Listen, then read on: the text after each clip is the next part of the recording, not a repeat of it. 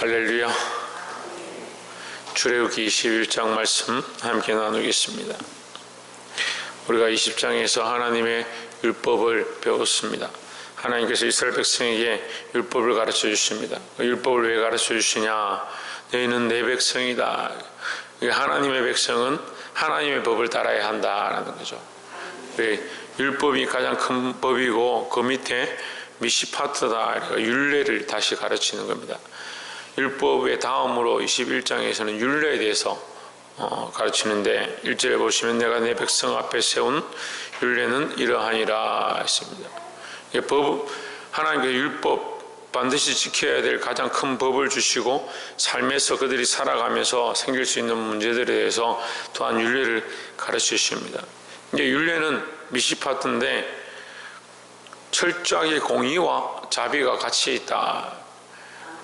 미시파트의 의미 자체가 공의와 자비다. 공의만 있는 것이 아니고 자비를 함께 주고 있다. 그럼 공의와 자비는 뭘 말하느냐? 공의는 하나님의 법을 반드시 지키되 자비는 생명을 살리는 데 목적이 있다라는 겁니다. 사람들은 법을 가지고 법을 치리하고 법대로 사람들에게 행하는 데 목적이 있지만 하나님의 법은 그렇지 않다는 거죠. 살리는 데 목적이 있다라는 겁니다. 그래서 우리는 법을 볼 때에, 하나님이 주신 법을 볼 때에 죽이는 법이 아니고 살리는 법임을 반드시 알아야 한다라는 겁니다. 그래서 율례와 율법과 이 모든 것들이 죽이는 것이 아니다. 그래서 이것을 너는 행하지 않으면 반드시 죽으리라 했지만 하나님이 우리에게 죽이려고 이것을 주신 게 아니다라는 거죠. 이것을 통해서 우리가 행할 수 없고 죽을 수밖에 없고 우리에게 방법이 없음을 알 때 하나님께서 피할 길을 내신다. 그 피할 길을 내시는 게 하나님의 은혜고, 하나님이 피할 길을 내시기 때문에 우리는 계속 죄를 짓느냐? 그렇지 않다라는 거죠. 하지만 하나님 우리에게 할 수만 있으면 공의를 행하시고 이 공의대로 행하시고 그 공의를 우리가 지키기 원하고 그걸 행하지 못했을 때에 자비를 베푸시는 하나님의 모습을 우리가 발견한다는 거죠. 2절에 내가 히브리 종을 사면 그가 6년 동안 섬길 것이요 제7년에는 값없이 나가 자유할 것이며 했습니다. 간단하게 말해서 너에게 종으로 팔려온 자들, 그들은 6년 동안 봉사하고 일하는데 6년 동안 봉사했으면 그 값을 충분히 했다. 그 몸값을 했다는 거죠. 이 종의 몸값이 뭐냐? 은삼십입니다. 은삼십. 6년 정도 봉사하면 은삼십의 값어치가 된다. 그래서 은삼십의 값어치를 하고 나면 7년은 놓아줘라. 왜? 그 값을 이미 치렀기 때문에 놓아줘라. 그러면 하나님의 법이 뭐냐? 놓아주는 데 있대. 놓아주는데. 하나님의 법이 뭐냐? 자유하는 데 법이 있다는 거죠. 특별히 히브리인 너희 민족, 너희 형제는 너희가 계속 영원토록 종으로 삼지 마라. 너희가 구속하는 데 목적이 있는 것이 아니고 자유케 하는 데 목적이 있다. 하나님의 법이 우리가 앞에만 보면 종으로 삼고 종으로 6년 동안 부리고 그런 데 목적이 있는 것처럼 보이는데 원래 목적은 어디에 있느냐? 자유케 하는 데 목적이 있다는 거죠. 우리의 영적인 상황도 마찬가지입니다. 우리가 죄에 매여서 세상의 법에 매여서 하나님 앞에서 쩔쩔매고 그 율법 앞에 사로잡혀가지고 이렇게 하지 않으면 죽을 것 같다라는 그런 구속시키는 데 하나의 목적이 있는 것이 아니라 우리를 그 죄의 문제로부터 악한 것들로부터 자유케 하는 데 목적이 있다라는 거죠. 그래서 하나님 우리를 살리기 원하고 놓이게 하는 데 목적을 두셔서 우리에게 구원의 은혜를 베풀고 계시다라는 겁니다. 12절에 보시면 좀 더 분명하게 나오는데 사람을 쳐서 죽인 자는 반드시 죽일 것이나, 이 말씀만 보면 하나님은 죽이는 자는 죽어야 된다. 그러면 죽이는 데 목적이 있느냐 이렇게 생각할 수 있습니다.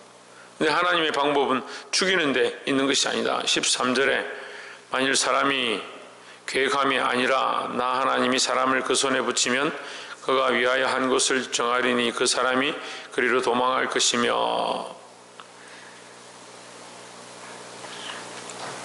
자, 한 곳을 정해서 피하는 곳을 말하고 있습니다. 이게 도피성이죠. 도피성의 모양이죠. 사람을 실수로 죽였다든지 자신은 모르지만 이 전쟁이나 어떠한 가운데 죽이게 되었을 때 하나님께서 그를 피할 수 있는 것을 주셨다. 그게 뭐냐? 도피성이다. 피한다. 피한다. 뭘 피하느냐? 죄의 대가를 피한다. 우리는 마땅히 살만한 존재가 아니다. 이걸 알아야 하는 겁니다. 마땅히 우리는 구원받을 존재가 아니다. 이걸 알아야 되는 거죠. 그래, 에베소서 말씀을 통해서 우리의 신앙 고백의 첫 번째가 뭐냐? 우리는 반드시 죽었던 자다. 죄와 허물로 죽었던 자를 하나님께서 하나님 안에서 그리스도의 구속하심으로 살리셨다. 죽었던 자를 살리셨다. 이렇게 해야 되는데, 우리가 반드시 구원받을 만한 자다 이렇게 생각하고 있으면 이 그리스도의 구속을 잘 모르는 거예요. 이미 죽었던 자, 죄와 허물로 죽었던 자, 가능성이 없는 자, 우리는 우리 자신에게 가능성을 두면 안 되는 거예요. 그리스도의 은혜로 구원을 받았기 때문에 예수 그리스도의 그 피 흘리심으로 말미암아 이제 구원의 은혜 가운데 가능성이 있어진 거지. 가능성이 없다라는 게 아니고 그리스도의 은혜로 하나님의 그 십자가, 그리스도를 보내셔서 그 십자가의 은혜로 하나님의 그 계획하신 우리를 살리셨기 때문에 이제 우리에게 하나님이 허락하신 가능성이 있어진 거죠. 종으로 팔린 자에게 권한이 없는 겁니다. 지금 이 본문의 말씀이 그거예요. 종으로 팔린 자에게 권한이 없다는. 남자는 6년 동안 봉사를 해야 되고 여자는 종으로 팔렸으면 몸을 바쳐야 되는 거예요. 그 평생 동안 같이 그 주인의 것이 된다. 주인이 그 여인을 기뻐하면 같이 자고 그의 아내처럼 지내야 되고, 그렇지 않으면 내보내라. 아니면 아들에게 주려고 했으면 아들의 딸처럼 네가 삼아라. 네가 만약에 장가들었어도 그 여종을 데리고 왔다면 그 여종과 동침하는 것을 끊지 마라. 외롭게 만들지 마라. 뭐 이런 식으로 얘기하는 거예요. 이게 무슨 말도 안 되는, 그러니까 지금 시대의 상황들을 보면 말도 안 되는 얘기다 이렇게 볼 수 있는데, 너무 단편적으로 좀 더 깊이 보면 종으로 들어간 자는 가능성이 없다. 종으로 들어간 자는 자격이 없다. 무슨 자격이 없냐? 생명에 대해서도 권리에 대해서도 자격 자체가 없다. 자격 자체가. 우리가 죄로 말미암아 우리에게 뭐가 없느냐? 자격이 없는 거예요. 자격이 없는 거예요. 특별히 생명에 대한 문제에 대해서 우리에게 자격이 없는 거예요. 근데 하나님께서 우리에게 뭘 주시냐? 도피성을 주신 것처럼 우리에게 기회를 주시는 거예요. 기회를. 그 기회를 주신 것이 이 율례라는 거죠. 종으로 팔렸으면 평생 동안 자격이 없는데, 남종은 6년 동안 지내면 7년째는 자유를 얻을 수 있고, 여종은 자격이 없는데 그의 아내가 되든지 딸처럼 여김을 받든지 어쨌든 그러한 자격을 얻게 하시는 하나님의 이 법이 율례다라는 거죠.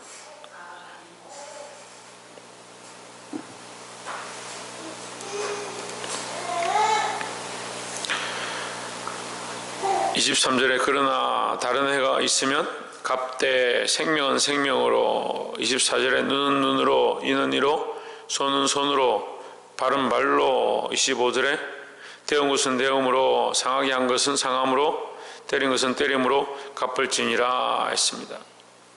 자, 우리가 공의에 대해서 배우는데, 공의는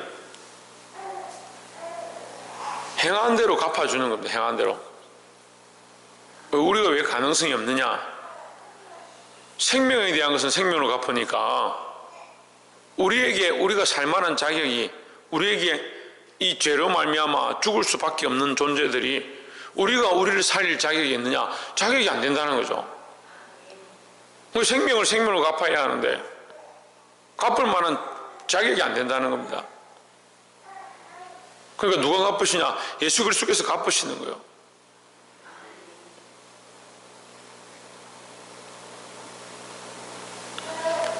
생명을 생명으로 갚을 수 있는 자격이 뭐냐? 근데 그냥 앉아있어.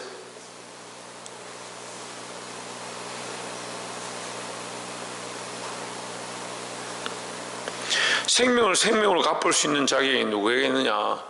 이 생명의 대가를 지불하지 않은 존재가 할 수 있는 겁니다.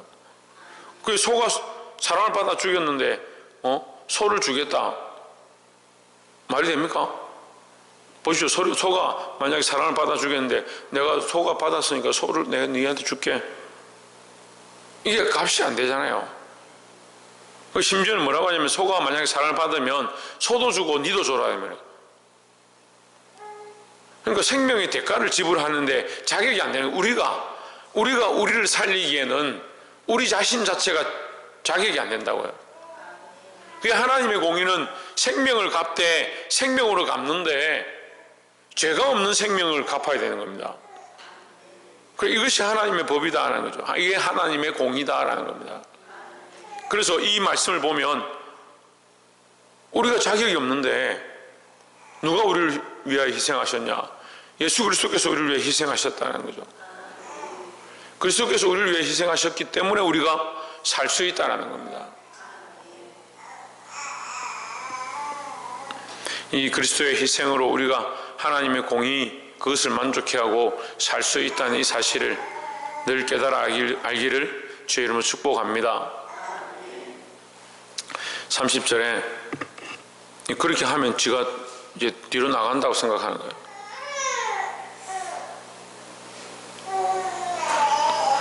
그러니까 딱 15분 15분 딱 되면 그렇게 해가지고 그렇게 하면 이제 내가 요 정도 하면 나가겠지 생각을. 똑똑해. 자, 우리 마지막으로 나눌 말씀은 30절에 만일 그에게 속죄금을 명하면 무릇금 명한 것을 생명의 속으로 낼 것이요 했습니다. 이 속죄금은 코페르입니다. 코페르는 무슨 뜻이냐? 덮는다는 거예요. 덮는다. 덮었기 때문에 뭐가 안 보이냐? 죄가 안 보이는 거죠. 하나님의 원리는 덮는 겁니다. 덮는 거. 6월절 어린 양의 피로 문술줄을 이렇게 발랐는데 이게 뭐냐? 덮었다는 거예요. 덮었다는 거죠. 하나님이 부리시는 그 악신들이, 악령이 그 밤에 지나갈 때 덮어진, 그 피로 덮어진 것을 볼 때 넘어가는 겁니다. 피가 발린 것들을 볼 때 그 덮어진 것으로 보고 그것을 넘어간다. 우리를 덮으신다는 거예요. 코펠의 의미가 뭐냐? 덮는다는 거예요. 이 덮는다는 게 얼마나 중요한지 모르겠어요. 우리가 자격이 안 되니까 덮어야 되는 겁니다. 우리가 뭘 이렇게 해가지고 되는 게 아니고 덮는 방법밖에 없는 거예요. 집안 청소를 많이 해보신 분들은 알겠지만 손님이 급하게 오는데 내가 집에 뭐 이렇게 정리하고 해봤자 방법이 없다. 어떻게 하냐? 덮어버리는 거예요. 덮어버리는 거예요. 그릇을 막 엉망진창으로 있는데 이걸 뭐 정리할 방법이 없다. 둘 방법이 없다. 덮으면 되죠. 덮는 게 제일 좋다는 거예요. 집에 공사를 이렇게 하면 먼지가 많이 나잖아요. 어떻게 합니까? 덮어놓으면 그 밑에는 먼지가 안 들어가는 겁니다. 우리가 하나님 앞에 받아야 될 징벌 방법이 없는데 하나님께서 우리에게 방법을 주시는 겁니다. 그래서 율례는 뭐냐? 공의를 행하시되 살 길을 내시는 공의를 행하시되 그 자비를 또한 우리에게 덮어주신다는 거죠. 이 코페르가 뭐냐? 덮는다라는 거죠.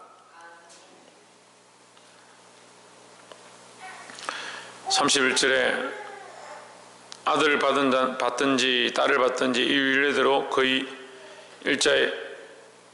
임자에게 행할 것이며 32절에 소가 만일 남종의 애정을 받으면 소임자가 은 30세겔을 그 상전에게 줄 것이요 소는 돌에 맞아 죽을지니라 했습니다. 방법이 이 갚는 것밖에 없다. 이 값을 지불하는 속죄금을 내는 것밖에 방법이 없다. 우리에게 유일한 방법이 뭐냐? 예수 그리스도의 희생으로 말미암아 주어지는 은혜밖에 없다라는 거죠.